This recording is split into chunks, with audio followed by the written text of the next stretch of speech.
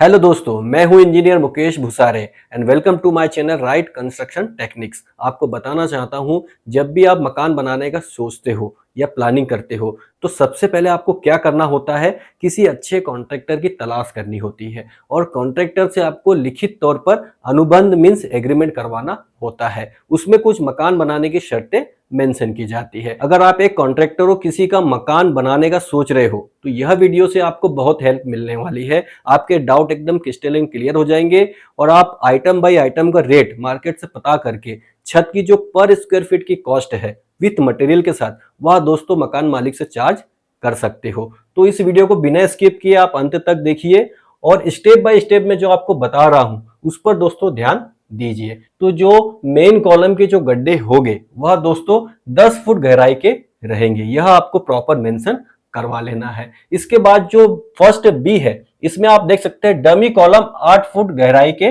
रहेंगे। मीन्स जो dummy column होंगे उसकी गहराई कितनी होगी, 8 फीट की रहेंगी। यह आपको यहाँ पर मेंशन करवा देना है, क्योंकि जब यहाँ पर चीजें मेंशन नहीं होती है तो डमी कॉलम की जो गहराई है वह ज्यादा नहीं दी जाती है, ऊपर ही कॉलम की कास्टिंग करके छोड़ दिया जाता है। इसके बाद बात करें फर्स्ट सी की, तो मेन कॉलम में 12 mm और 6 mm एवं डमी कॉलम में 10 mm और 6 mm लोहे का उपयोग किया जाएगा। यह दोस्तों यहाँ पर आपको अच्छे से मेंशन करवा देना है। अगर आपने किसी प्रकार की डिजाइन करके रखी है मकान की और उसमें जिस टाइप का भी स्टील दिया है वह भी यहाँ पर आप मेंशन कर सकते हो। इसके बाद बात करें डी पॉइंट की, तो आप देख सकते हैं डिजाइन के हिसाब से 8 इंच बाय 8 इंच के या 8 इंच बाय 12 इंच के कॉलम दिए जाएंगे। यह दोस्तों कॉलम के साइज मेंशन कर देना है आपको। इसके बाद बात करें फर्स्ट ए की, तो कॉलम बीम और स्लैब के कंक्रीट के लिए M20 ग्रेड का कंक्रीट उपयोग किया जाएगा। यह दोस्तों ग्रेड आपको अच्छे से यहाँ मेंशन कर देना है, क्योंकि जो आरसीसी कार्य होता है उसमें मिनिमम ग्रेड कितना होता है, M20 लिया जाता है। अगर यहाँ पर ग्रेड आपने मेंशन नहीं किया तो कई बार कॉन्ट्रैक्टर क्या करता है, M15 यूज कर लेता है, जो कि बिल्कुल ही गलत है। इसका रेशियो होता है 1:3, जिसमें 1 पार्ट सीमेंट है, 1.5 पार्ट क्या है, सैंड है एंड 3 पार्ट उसमें होता है एग्रीगेट। तो यहाँ पर आपको अच्छे से उसे मेंशन करवा देना है। इसके बाद बात करें फर्स्ट एफ की, तो outer plinth beam 9 inch by 9 inch की नीचे डाल के उसके ऊपर चिनाई कार्य किया जाएगा, जुड़ाई कर दी जाएंगी और बीच के जो कॉलम्स होंगे उसे ओपन कास्टिंग कर दी जाएंगी और उसके ऊपर 9 इंच बाई 9 इंच की बीम डाल दी जाएंगी। इसके बाद बात करें फर्स्ट जी की, तो पीली मिट्टी से भराव एवं प्लिंथ बीम की ऊंचाई 1.5 फुट रोड लेवल से रखी जाएंगी। आपको बताना चाहता हूं कि बैक फिलिंग में कभी भी ब्लैक कॉटन सॉइल उपयोग नहीं करना चाहिए, वहां पर आपको येलो सॉइल उपयोग करना चाहिए। तो येलो सॉइल हम उपयोग करेंगे जिसकी हाइट रोड लेवल से 1.5 फुट ली जाएंगी।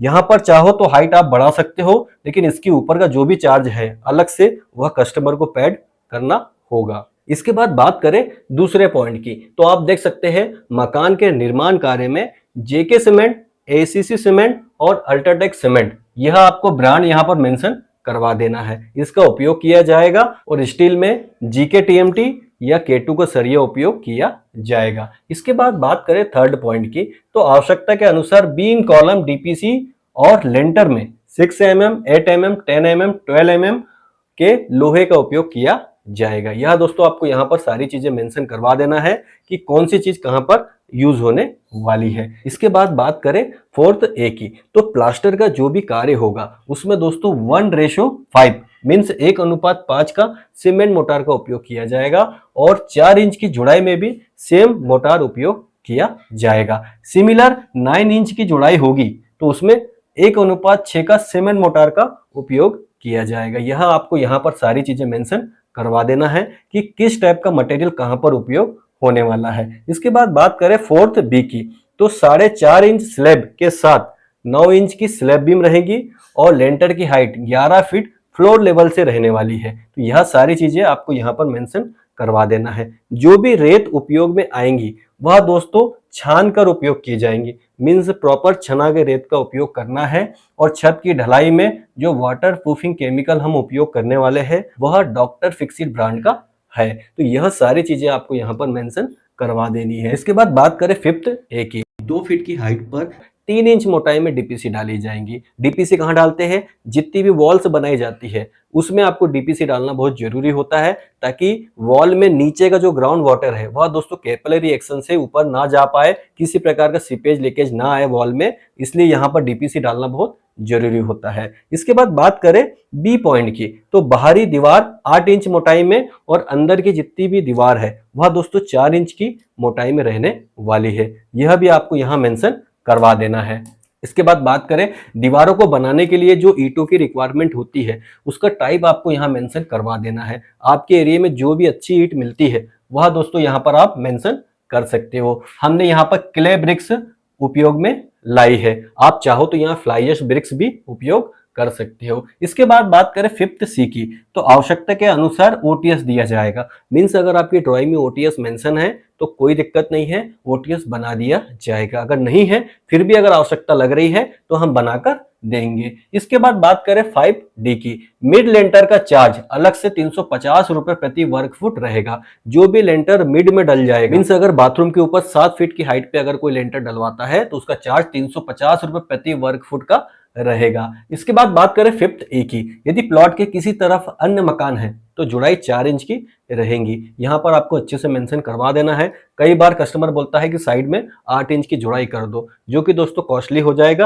अगर आप करवाना चाहते हो तो एग्रीमेंट में जरूर मेंशन करवा दीजिए। इसके बाद बात करें 6वें पॉइंट की, तो आप देख सकते हैं जो सेप्टिक टैंक है वह हम दोस्तों होम पाइप के द्वारा बनाने वाले हैं। आरसीसी का पाइप होता है जिसका डाया होता है 2 फीट या 2.5 फीट, इन दोनों डाया में रहेगा। हाइट उसकी 7 फीट रहेगी। इससे हम सेप्टिक टैंक का निर्माण करेंगे, जो कि दोस्तों बहुत ही मजबूत रहता है और कम समय में रेडी हो जाता है। आप चाहो तो यहाँ पर दूसरे टाइप का सेप्टिक टैंक भी मेंशन करवा सकते हो। इसके बाद बात करें 7वें पॉइंट की, तो मेन बड़ी चौखट जो है, जो मेन डोर होगा उसकी चौखट का जो साइज रहेगा लकड़ी का, उसका साइज रहेगा 3 इंच बाई 5 इंच का। यहाँ दोस्तों हम क्या करके देने वाले, सिर्फ चौखट लगा के देने वाले हैं। डोर बिल्कुल नहीं लगाएंगे, क्योंकि डोर हम फिनिशिंग में कवर करेंगे। यहाँ पर सिर्फ हम कार्य करके जो दे रहे हैं विथ मटेरियल में, उसमें जो जो चीजें हम मेंशन कर रहे हैं वही कार्य करके हम देंगे। इसके बाद अन्य चौखट जो भी रहेंगी वह लोहे की रहेंगी या सागुन की रहेंगी।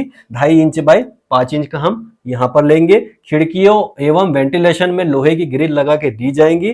साथ साथ टॉयलेट में दरवाजे के लिए जगह छोड़ दी जाएंगी। यह सारी चीजें यहाँ पर आपको अच्छे से मेंशन कर देना है। कोई भी किसी प्रकार का डिस्प्यूट नहीं रहना चाहिए, किसी प्रकार का डाउट नहीं रहना चाहिए। 8वें पॉइंट में है अच्छी रेत, अच्छी गिट्टी और अच्छी ईंटों का उपयोग मकान निर्माण के दौरान करना है। आपके लोकल एरिया में जो भी अच्छा मटेरियल हो उसके द्वारा आपको अच्छे से निर्माण कार्य करना है। इसके बाद बात करें 9th पॉइंट की, तो अंडरग्राउंड नल के लिए जो भी फिटिंग्स की जाएंगी वह दोस्तों प्लास्टो कंपनी की रहेंगी। यहाँ पर आपको अच्छे से ब्रांड मेंशन करवा देना है। जिस टाइप का भी ब्रांड आप चाहते हो मेंशन जरूर करवाइए। बिजली के लिए क्राउन रहेगा और सैनिटरी वर्क के लिए वाटर फ्लो, किंग और प्लास्टो कंपनी के सैनिटरी आइटम्स रहेंगे। इसकी फिटिंग्स करके दी जाएंगी। पानी की टंकी 1000 लीटर की रहने वाली है, प्लास्टो की रहेंगी और 6 लेयर्स वाली रहेंगी। यह दोस्तों यहाँ अच्छे से आपको मेंशन कर देना है। सारी क्लैरिटी एग्रीमेंट में होना चाहिए। इसके बाद बात करें 10वें पॉइंट की, बाथरूम में 3 नल के पॉइंट दिए जाएंगे। एक शावर का पॉइंट रहेगा, किचन में 2 सिंक के लिए पॉइंट दिए जाएंगे और एक एक नल वॉश एरिया और पोर्च में दिया जाएगा। इसके बाद बात करें 11वें पॉइंट की, मेन एंट्री गेट 150 केजी का एमएस का रहेगा, मींस माइल्ड स्टील का रहेगा। गेट के ऊपर बीम डाल के एमएस की ग्रिल लगाई जाएंगे। आप चाहो तो एमएस की जगह एसएस भी कर सकते हो, स्टेनलेस स्टील का गेट भी कर सकते हो, लेकिन जो भी वेरिएबल कॉस्ट होगी वो आपको अलग से पेड करना होगा। इसके बाद बात करें दोस्तों, जो स्टेयरकेस होता है उसके ऊपर टावर बनाया जाता है, तो छत से 6 फीट 6 इंच की हाइट पर प्रॉपर शेड बनाया जाएगा। उसमें 4 इंच की जुड़ाई की जाएंगी और टीन का शेड बनाकर लोहे का दरवाजा लगा दिया जाएगा। यह दोस्तों एग्रीमेंट में आपको मेंशन करवा देना है। आप चाहो तो टीन शेड की जगह आप स्लैब भी डलवा सकते हो। इसके बाद बात करें 13वें पॉइंट की, तो आप देख सकते हैं 3 फुट की पैरापीट की वॉल बनाई जाएंगी, जिसमें ब्रिक वॉल की थिकनेस कितनी रहेंगी, 4 इंच रहेंगी। यह दोस्तों स्लैब के ऊपर बनाई जाएंगी। इसके बाद बात करें 14th ए की, तो जो सीढ़ियां बनाई जाएंगी वह दोस्तों आरसीसी की बनाई जाएंगी। यहां पर आपको अच्छे से मेंशन करवा देना है। इसके बाद बात करें 14th बी की, मकान में छपाई का कार्य किया जाएगा, मीन्स प्लास्टरिंग वर्क अच्छे से किया जाएगा और फर्श में बेस गिट्टी जिसकी मोटाई होगी 5 इंच की